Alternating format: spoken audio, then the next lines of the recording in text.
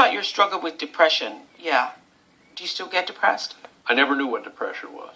I knew what, I'm kind of sad today, I'm kind of blue today, geez, the Reds lost. I knew that. Mm-hmm.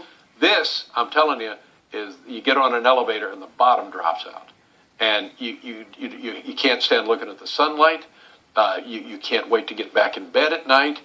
You're shaking, you're shivering. And I went through this for about 6 months. And oh my God. How were you able to work every day being depressed? I just pushed through it. Pushed through it? I had to push through it. Could you be funny? Well, as funny as you can when you're depressed. But it's a sinkhole. And people who have gone through it know exactly what I'm talking about. It's a sinkhole. And you think you're not coming out of it. You really think you're not coming out of it. I was amazed by it. I was amazed by the chemical mechanism in your brain that can just drop you like that. Just really drop in the abyss. Yes, in the yes. abyss. And then somebody told me, they said, you know what? We're given these chemicals, these serotonins and whatever else, dopamine and so forth, because if we didn't have them, the world would scare the out of us. Absolutely. So I get that. I don't know if that's true or not, but when I was depressed, it made sense. Did it also bring to you a sense of compassion for other people who've been through it? Did it make you more compassionate? Yep, because I always thought, oh, you're depressed. Go do some push-ups. You'll feel much better. Yeah. But it's not that. It's not that. Yeah. I was a really social girl. I was a class clown. I had my best friends. We hung out every day. And suddenly, it was like everything, my perspective on everything changed like 3 degrees, which is like changes everything. So I didn't see any point in hanging out with friends. It felt like a burden to hang out with friends.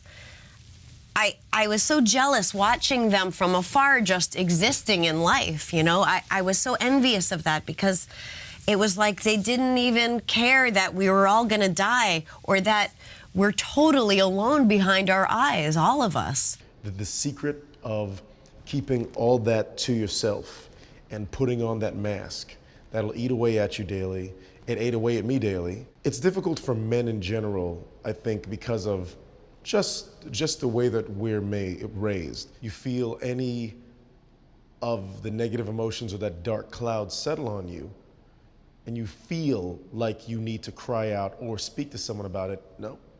I'm not gonna do that because I'm a man. What kind of man would I sound like if I told somebody, hey, I'm so sad. I'm cripplingly sad. I can't get out of bed.